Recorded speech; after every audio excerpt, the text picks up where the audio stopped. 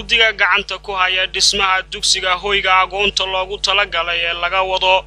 dhismihiisa qabalaha Marmarsa ee ka tirsan degmada Shinile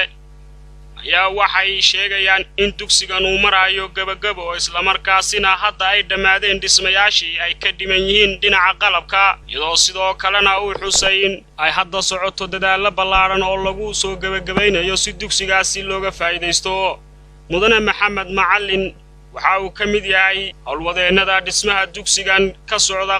qabalaha Marmarsa ee degmada Shinile wuxuuna baaq u dirayaa dhammaan muxsiniinta inay gacan ka geystaan taageerada hiliyo hobalahayn dhamaystirka dugsigan waxyaalaha ka dhiman isagoo uga mahad celiyay xukuumadda iyo sidoo kale dhammaan cid kasta oo gacan ka geysatay dhismaha dugsigan.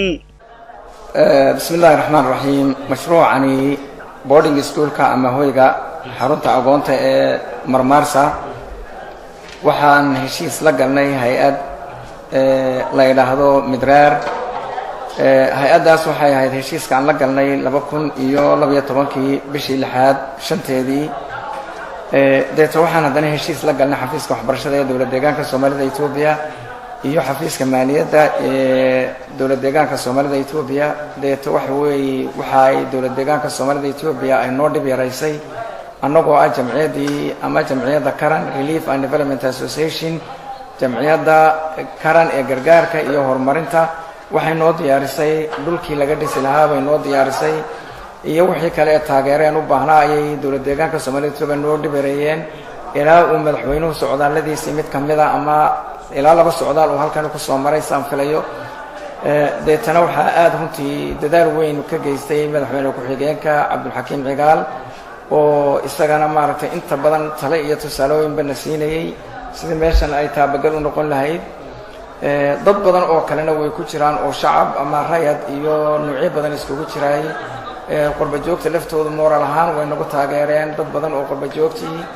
inta way ku maadsan yihiin marka waxaan ugu talagalnay meeshani inuu noqdo hoy waxbarasho oo iskuul uu noqdo oo qaada ilaa 500 carruur aan keeno ayaan ugu talagalnay waxaad arkaysaa imika bilmetel waa farshaantii carruurta ay ku seexanaysay oo waa bilowgii furniture-ka weelashan aad arkaysaa dumarka dirdhaba qaybo kamida gaar ahaan xaafadda iskaashiga ay sameeyeen way ilaa 500 oo weel ay ka badan tahay ama ay ku filan tahay carruur ah furaashaantani qaar qurba joogta kamida iyo qaar dalka maaragtayna joogaba oo dirdhaba ayaa qayb weyn ka qaatay in badanna way noo maqan tahay oo maaragtay waxaan rajaynayaa inaan maalmaha ina soo gaadho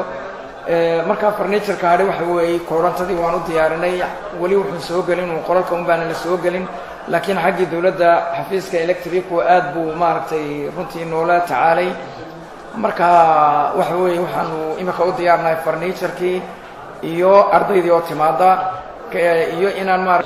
wallahi baaq waxaan u diraynaa cid kasta oo khayrka jecel in ay jamciyadda ay isgarab taagto si uu u noqdo hoygani hoy taabagal ah oo mustaqbal leh wuxuu u baahan yahay qalab wax badan buu u baahan yahay waad arkaysaa waa dhismo waa qolfoofkii baan ayaa la dhamaystiray marka oo isaga laftiisu waxa laga yaabaa waxyaalo badan uu u baahan yahay marka waxaan codsanaynaa in wixii uu rug waxbarasho ay u baahnayd oo hooya oo la seexdo wixii ay u baahnayd oo dhanba waa loo baahan yahay tala loo baahan yahay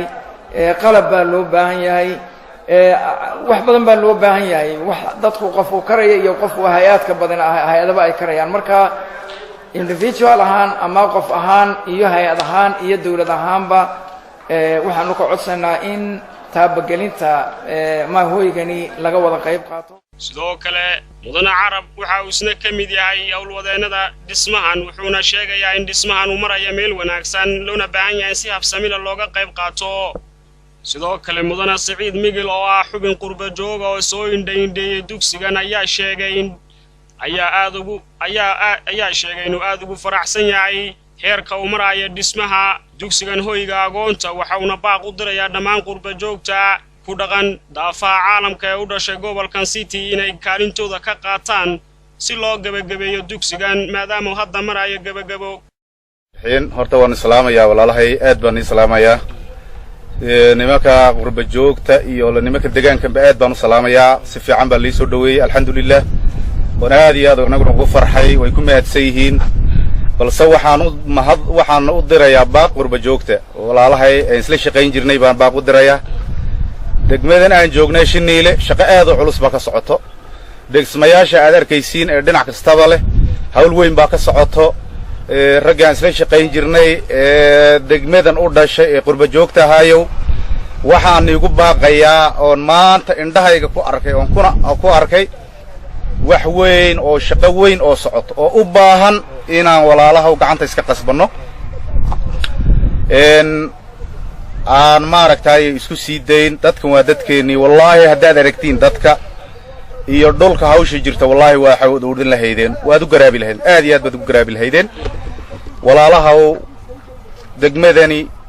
horta cid naga xigta male waa degmadeennii dadku waa dadkeennii laakiin baahi baa taal baahidaana annaga qurba joog walaalahaw waxbaan ka qaban karnaa intii kartideenna haddaan isku geyno saan horeba iskugu geyn jirnay wax weyn bay dadkan u taraysaa